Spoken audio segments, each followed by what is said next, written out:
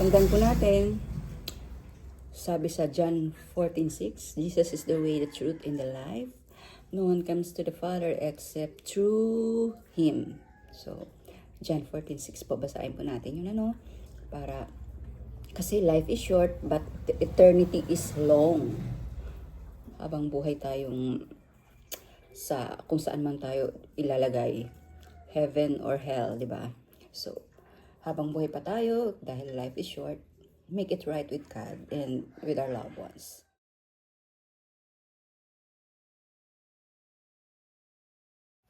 Ayan guys, so, pati ang aking alaga kumain ng survival pansit. ng pansit. Good morning guys. Ayan, so, magluluto ako ng pansit bihon na yung local lang. Sa palengke lang. Ayan siya. 4 na peraso. 25 pesos. So, nakakaloka ang gulay. Ayan, kulo na yung tubig. Ilalagay ko na yung mga bihon na 4. Ayan, sa 2, 3, 4. Ayan. Tapos, yung gulay niya, ginisa ko na yung gulay niya. Ayan, kalabasa, sayote, at saka ayan, malunggay. May dahon ng sili. At saka repolyo. Kung ano-ano lang. Tapos, yan, nilagyan ko yung ng toyo, at chicken cubes, tsaka yan, mayroong oyster sauce. Ewan ko na lang kung anong kalalabasan ng lasa. So, ay nauubos na yung sabaw. Ipapatong ko yung gulay. Meron na yung ano yung pinto. Ilalagay ko yung gulay.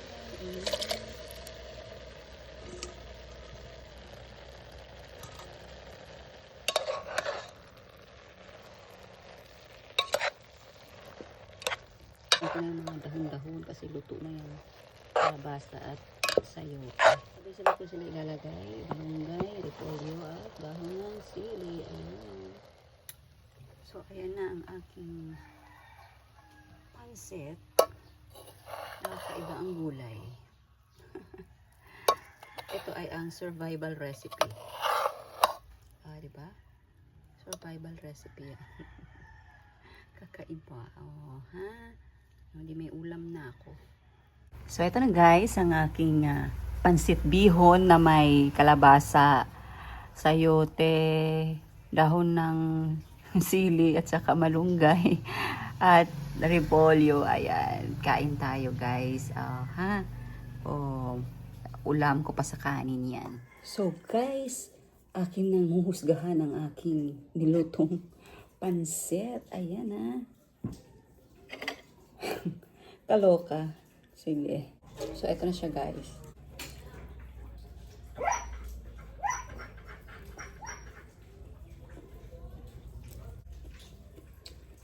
So, kahit anong ilagay mo sa pansit, pansit pa rin talaga ang lasa niya.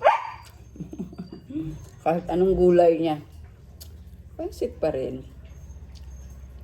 Masarap pa. Gulay lang naman ang naiba Ayan kalabasa, sayote. Masayote naman talaga ang pansit. Tapos ito, dahon ng sili at may malunggay.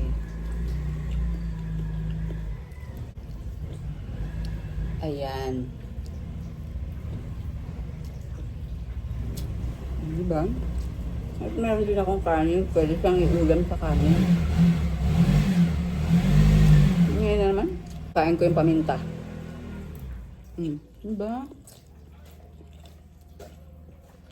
So, sa panahon ngayon, kailangan madiskarte. Kailangan para-paraan para may ulam. Ayan, lagyan ko na naman ulit. Nagustuhan niya. Para humaba ang kanyang buhay. Nagustuhan niya yung pansit na niluto ko. Ubos, diba? Ang aking niluto, sabi nila ay pampahaba ng buhay kasi pansit, di ba?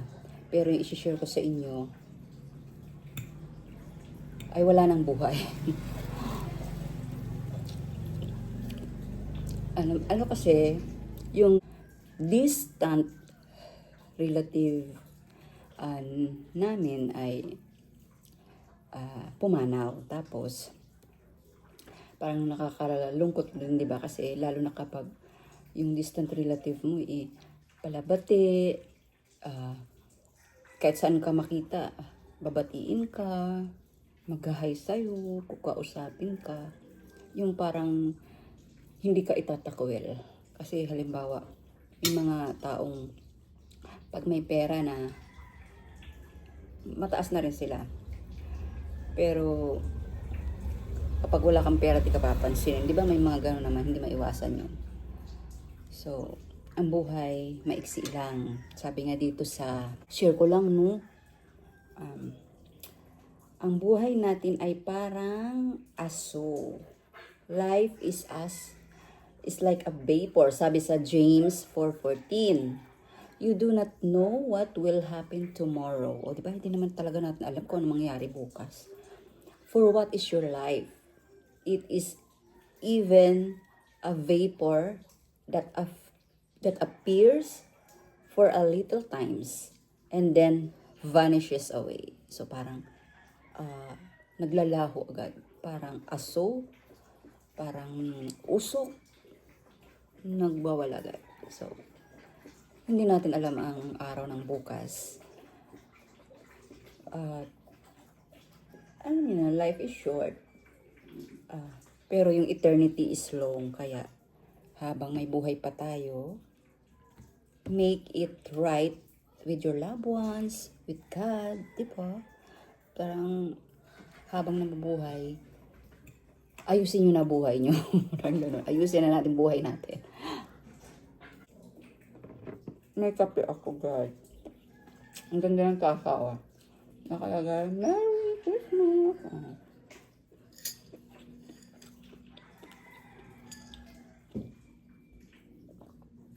Yung aking aso nagustuhan niya tong pansit ko, guys. Nagdagdag pa siya. At nasimot na naman siya ng pansit. Kasi ubos na yung pansit ko. Lalagyan ko na naman. So, yun lang, guys. Hindi ko na pakahabain yung aking video for today.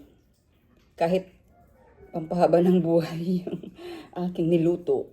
Yung aking namang kwento ay tungkol sa buhay na hindi mo alam kung anong mangyayari. Kasi ang buhay ay